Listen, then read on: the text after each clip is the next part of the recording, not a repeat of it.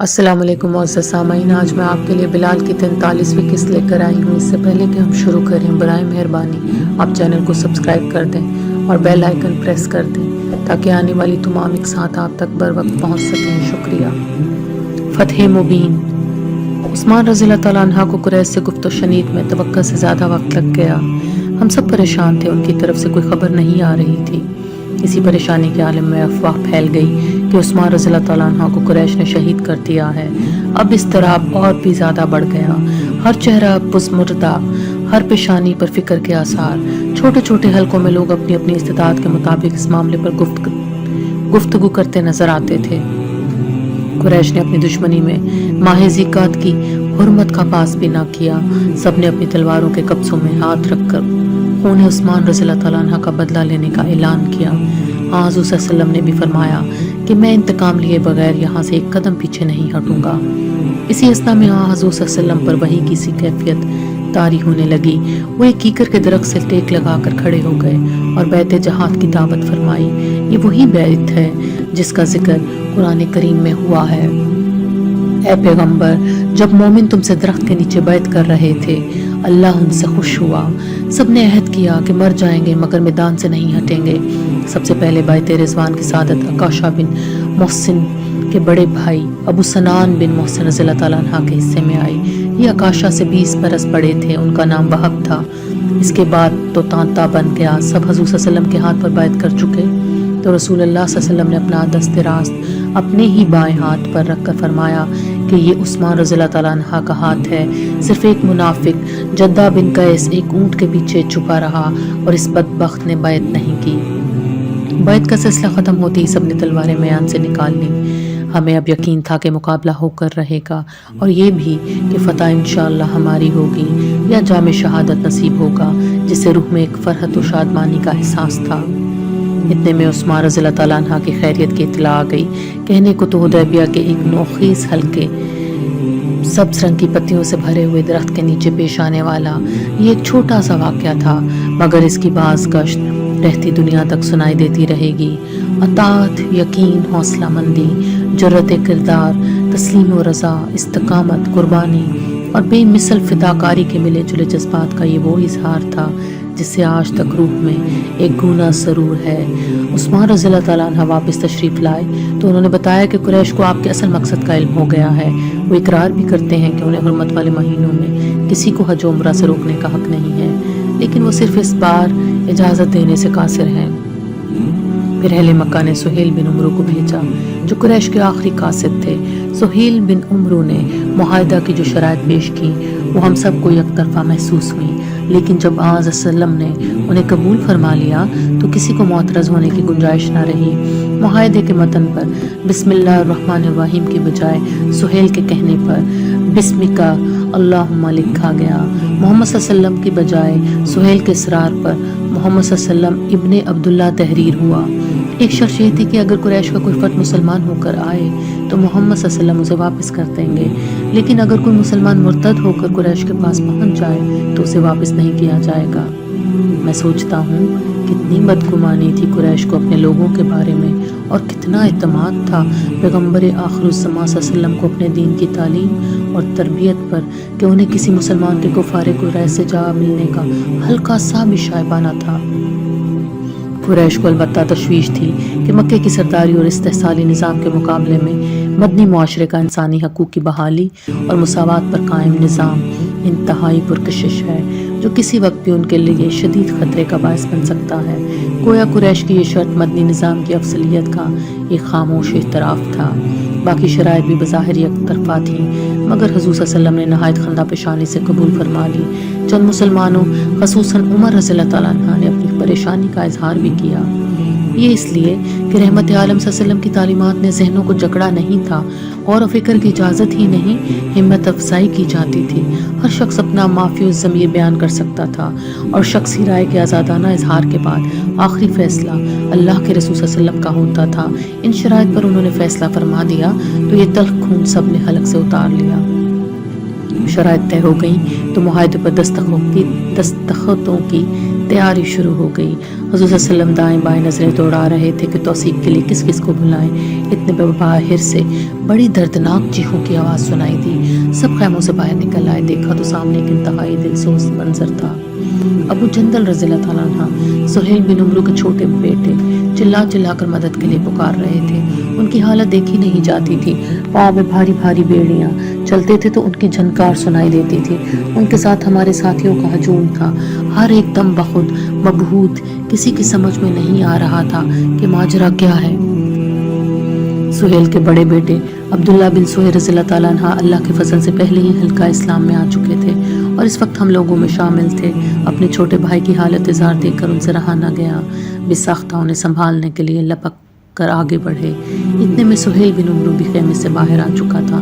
उसने आओ देखा न ताओ एक हाथ से अब्दुल्ला रज़ियल्लाहु ताला अन्हु को धक्का देकर परे किया और अबू जंदल रज़ियल्लाहु ताला अन्हु को जंजीर की अबू जंदल रज़ियल्लाहु ताला अन्हु की जंजीर को जो उनके गले से लटक रही थी पकड़कर इस जोर से खींचा कि वो जमीन पर आ रहे। फिर उसी जंजीर के सिरे को घुमाकर इस बेदर्दी से उनके मुंह पर मारा कि शिद्दत ज़र्ब से उनका चेहरा लहूलुहान हो गया। साथ ही सुहेल ने मुड़कर रसूलुल्लाह सल्लल्लाहु अलैहि वसल्लम की सिमत देखा और कहा कि मोहम्मद हमारा मुआहदा अबू जंदल के आने से कबल तय हो चुका था। उसकी रूह से अब आप लोगों को इसे मेरे हवाले करना होगा। हुआ ये था कि अबू जंदल रज़ियल्लाहु ताला अन्हु चंद रोज पहले इस्लाम ले आए थे। सुहेल बिन उमरू जो अपने बड़े बेटे के मुसलमान होने का गम भी नहीं भुला पाया था, अबू जंदल के इस्लाम लाने की खबर सुनकर इतना सीखता हुआ कि उसने उन्हीं जंजीरों में जकड़वा कर मक्के के किसी तहखाने में कैद कर रखा था, जहां से वो किसी तरह जंजीरें तोड़कर आज़ाद हो गए और सीधा हमारे खैमों का रुख किया। यहाँ उनके साथ ही माजरा हो गया। रसूल करीम सल्लल्लाहु अलैहि वसल्लम ने, जो कि सादिक व आदिल थे, सुहेल की बात सुनकर एक लम्हे के लिए तवक्कुफ के बगैर ऐलान फरमा दिया कि हाँ वाकई अबू जंदल सुहेल के साथ जाएंगे। अबू जंदल रज़ियल्लाहु ताला अन्हु जो इंतहाई बेचारगी की हालत में हुज़ूर सल्लल्लाहु अलैहि वसल्लम के फैसले के मुंतज़िर थे, एक बार फिर जोर जोर से दुहाई देने लगे। जो कुछ उन्होंने रसूलुल्लाह सल्लल्लाहु अलैहि वसल्लम की ज़ुबानी सुना उनकी फहम से बाला था, मगर हुज़ूर सल्लल्लाहु अलैहि वसल्लम ने आगे बढ़कर उनके शाने पर हाथ रखा, उन्हें दिलासा दिया, सब्र की तलकीन फरमाई और कहा कि वो जो कादिर व मुख्तार है यकीनन उनके लिए कोई सबील पैदा कर देगा। रसालत माब सल्लम के मुख्तसर कलमात बारगाह इलाही में जिस तरह मुस्तजाब हुए ये एक अलग दास्तान है।